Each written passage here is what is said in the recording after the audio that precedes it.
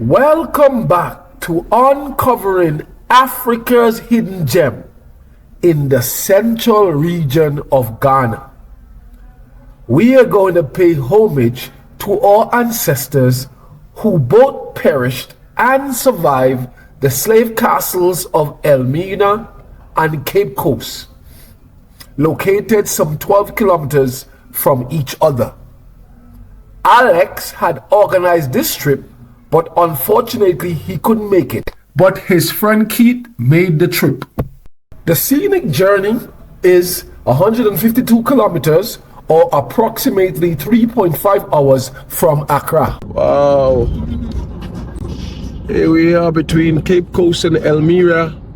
As you can see, the abundance of coconut trees. But look at the coast of Ghana.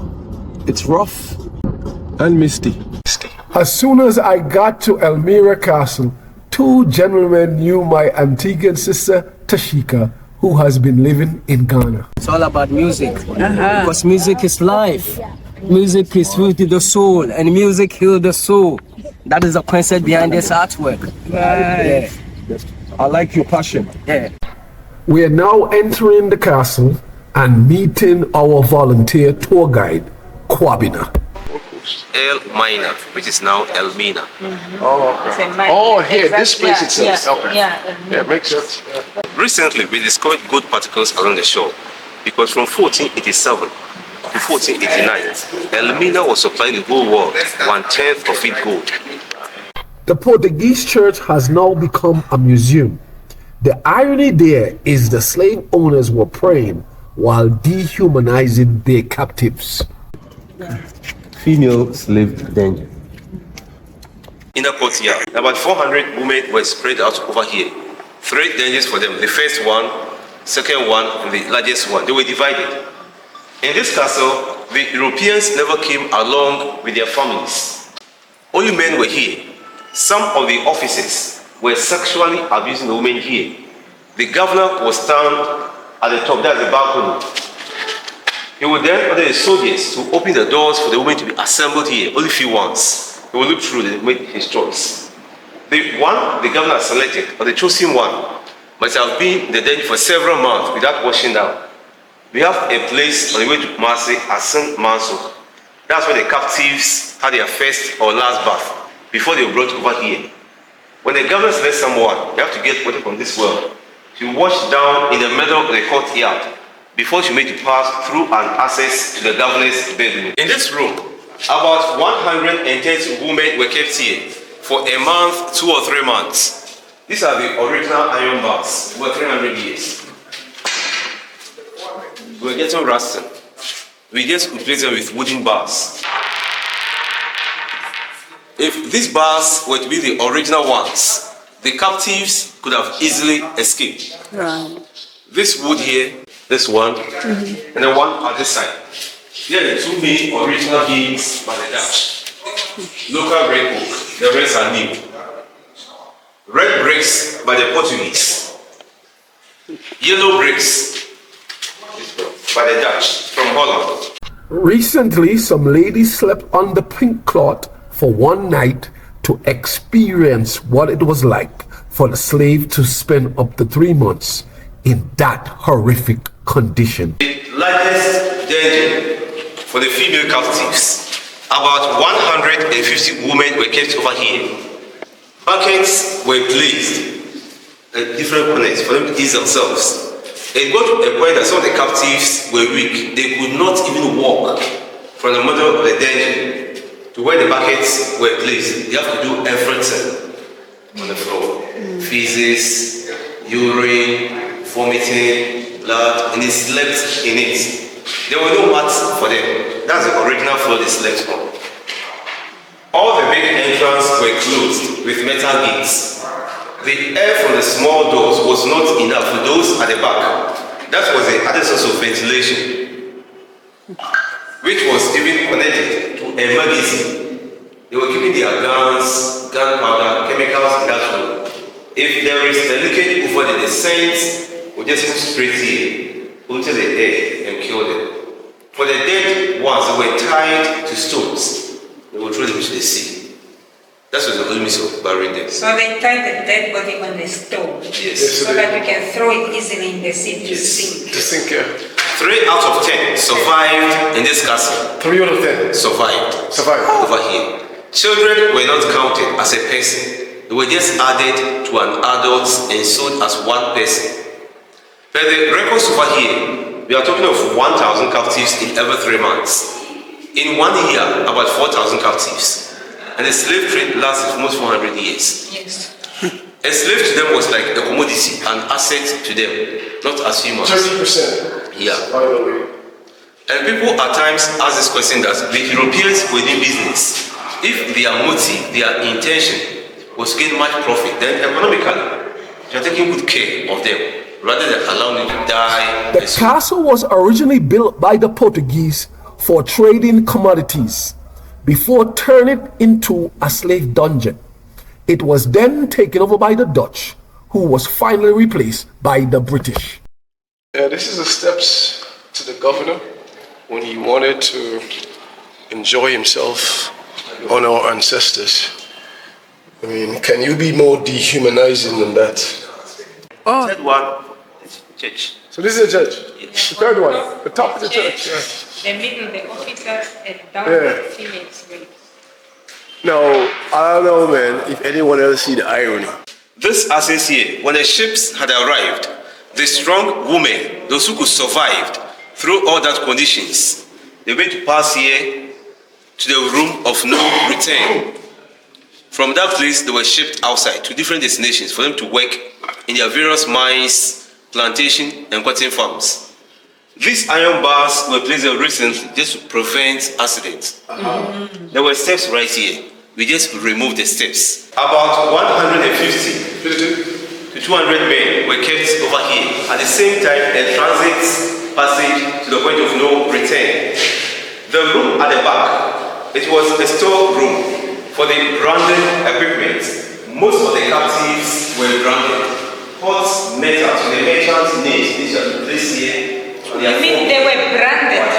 Yes. Like a cattle. Like a castle. In that room, that's where they branded Yes. with hot metals. And you see the Why? on the shoulders of the head, or with the forehead.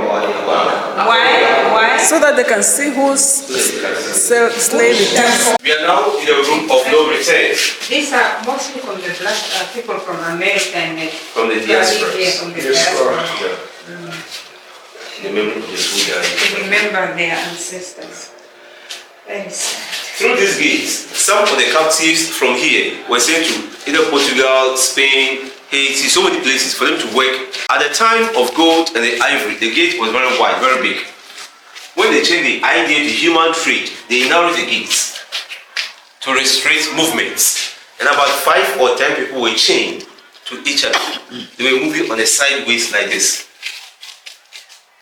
The sea water was closer by there. Now, it yes.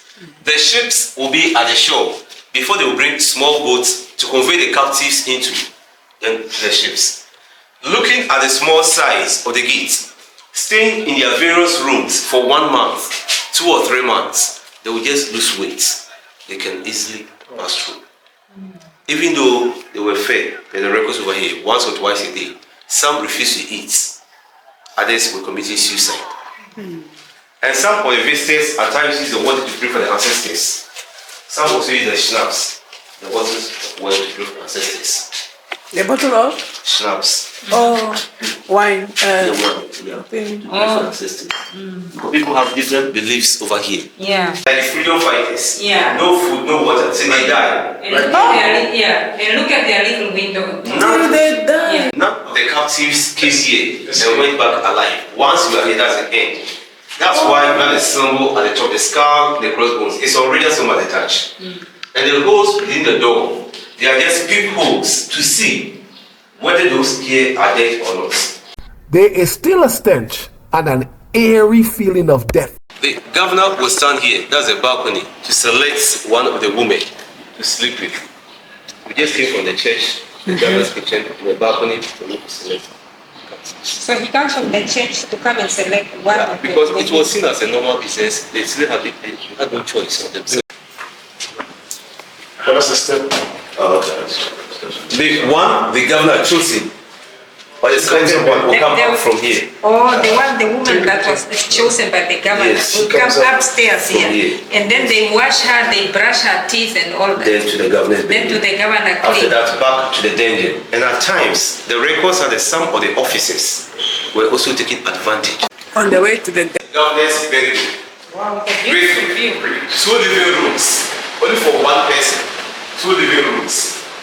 Amazing view, plenty of spaces, while the captives were packed like sardines. governor is like the president. Yes. Only one person was living here. Living rooms. You have the washroom that will be closed. And an exit for him to run away. If there's an attack, we just pass there and run to the sea.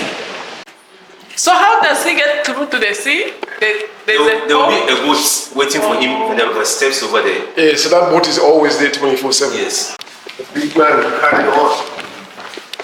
Escape route, any woman of his choice. So far, we've covered every part of the tour. We normally end our tour over here. Remember the pains, the suffering that our ancestors went through. May be a lesson to mankind. Oh, thank you. I must say you have been an amazing host. Your depth and knowledge of the history and of the castle is on point.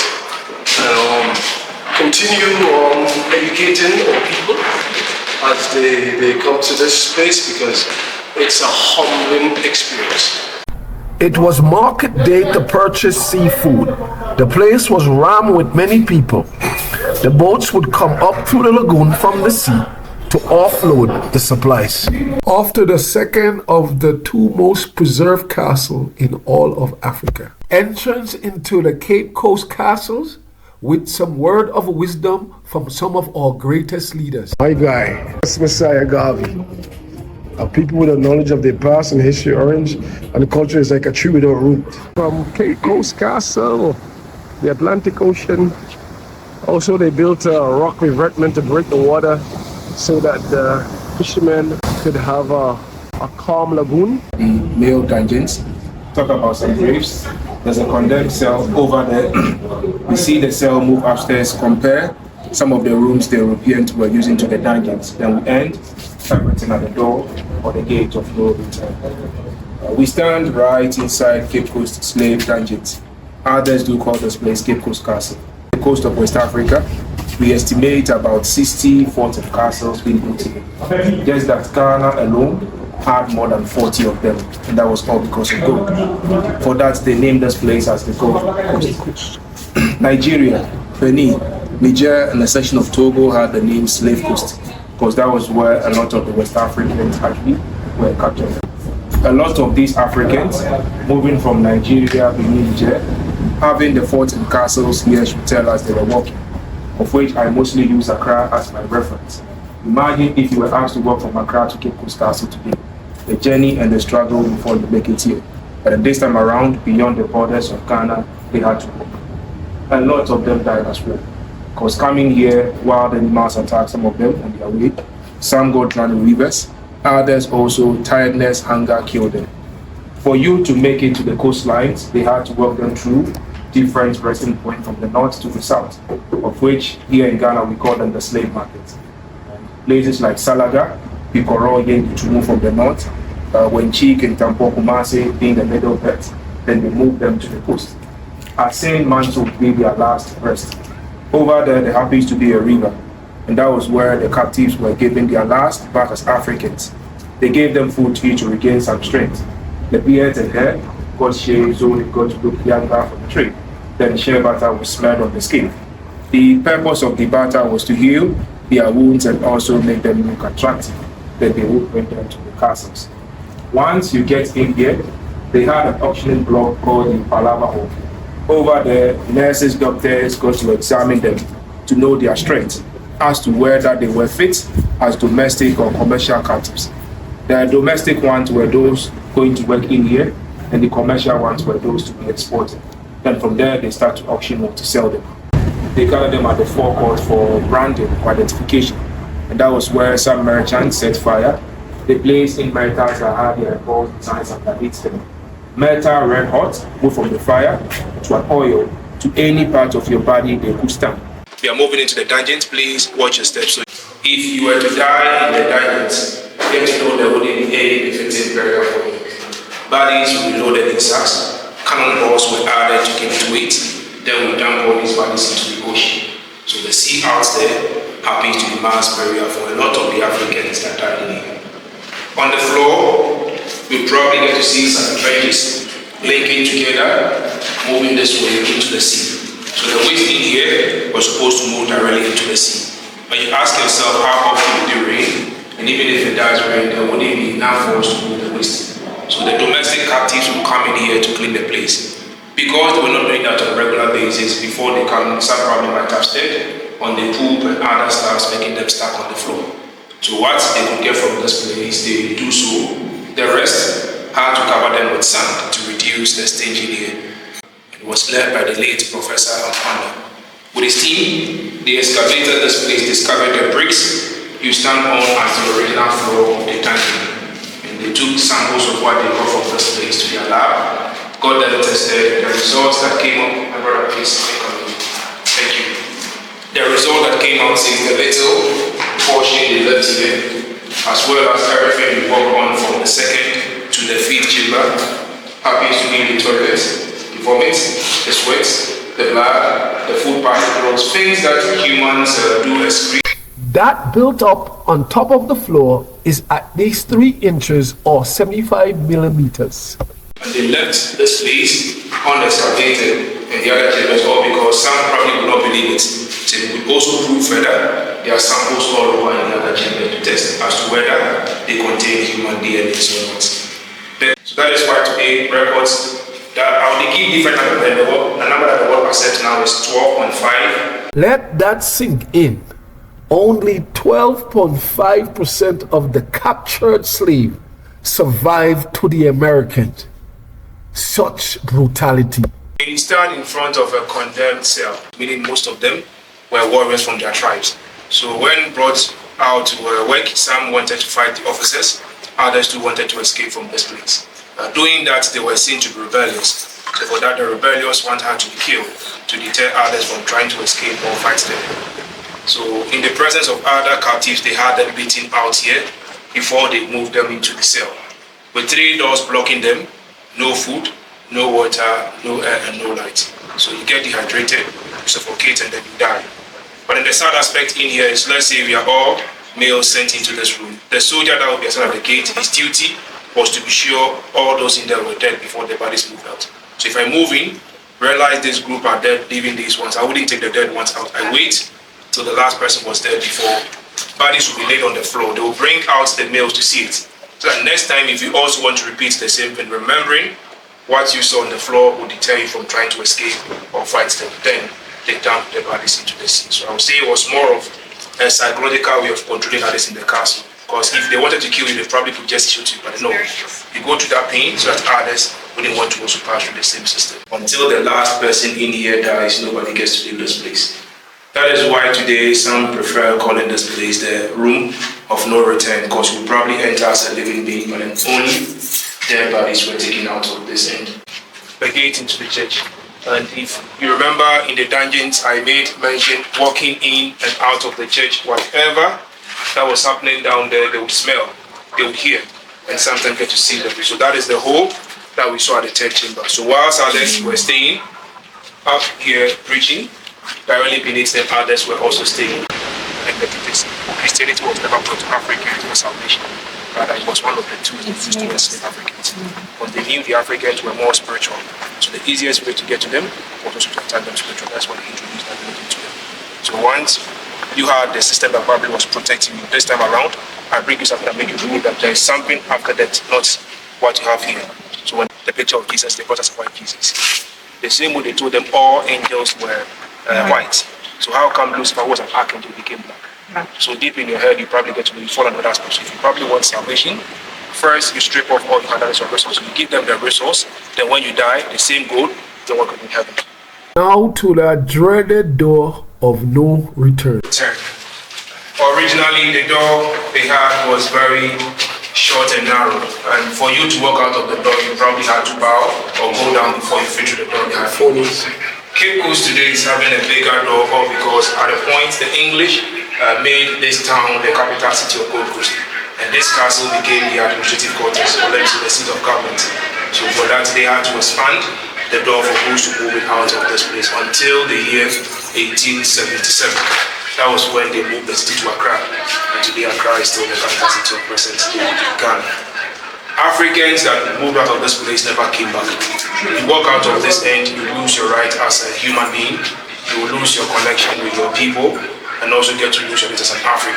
And others. If your master happens to be Smith, then automatically if I become Thomas Smith, Mary Smith, Esther Smith, Smith, everybody get the same because you become his property.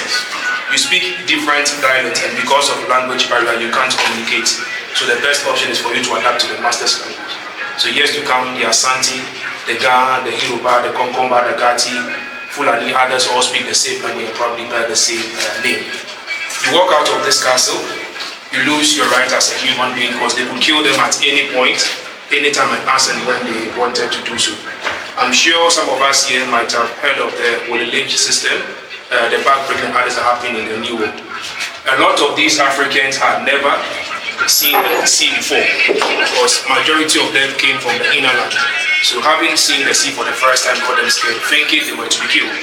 And in our system we have this belief that it is better that you kill yourself than for someone to put you to shame. So when they put them on canoes, they themselves were jumping to commit suicide. I am willing to jump and they are not. Because we are in chains together and we are all weak, if I jump, there was a possibility all of them are joining, we all die together. Some also believe in reincarnation, believing the African soil, they die here, they reincarnate back to their homeland. So for that, they were also jumping into the sea. To make it to the New World, that was where they had them laid on flash like sardines, head, tail, before they got transported. Historically, the largest number made it to the south, of which Brazil had the highest concentration of the trade. Some were sent to Argentina, Colombia and other places. Some made it to the Caribbean lands, areas like Haiti, Jamaica, Cuba, and Tobago. Some also sent to the north to Florida, North, South Carolina, Mississippi, Virginia, and others. And some were taken to Europe. Europe to England had the highest number. Some were taken to France, Netherlands, Denmark, Portugal, Spain, and others. Today, if you look up here, you see a different narrative, which is the door of return, telling us we are all to return back to where we came from. We had the door of return in the year 1998, when we celebrated our first Emancipation Day. We call it the Big or the Great Homecoming Day. The descendants of those that survived the journey were asked to come back home, interact, and fill their lands again. And the living never came alone, rather came with their ancestors, of which they brought two of them. One was to represent the Americas and the other was to represent the Caribbean. So from New York, they exhumed a man by name Samuel Carlson's mortal remains. And from Jamaica, they exhumed Madame Crystal's remains as well. They brought it to Ghana. First, it was taken to a place they call Abanzi, where they have Fort Amsterdam. And from there, they had to use the same Atlantic Ocean through this door to break the chains and the chain that said no slave was to return. But in the same way they went out of this place, the same way they made that historic journey back home. That made them change the name to the door of return. They performed some rituals for them in the castle. After, they moved the bodies to Asen Mantu. Because if you remember, I made mention, a lot of the captives had their last part at that river. So today when you visit that site, the grave of Crystal Carlson rests peacefully over there. And not long ago, 2019, we had one from Barbados. So now there are three. From Jamaica, from New York, and Barbados. So I'm one of the lucky ones to get the return. My ancestors who came here never returned. I know. It's just lost for words, man. Yeah, it's open. It's lost for words. I'm surprised to see that. I'm just happy that I can come sometimes they can't get us share this history with the people. And most importantly, we should never forget about the past. I always do say the past is there to guide us. So if we get to forget the past, then the mistakes there to we are bound to repeat it over and over. So we learn and get to know what happened over there. So we didn't make this impact. Proceed to probably move on again. Join us next time on Uncovering Africa's Hidden Gem on the Volta Lake of Ghana, with the African village boy, Wode Maya, who has shared so many positive and inspirational stories on Africa. And his mate, Viglo. We are having fun. Please like, share, and subscribe.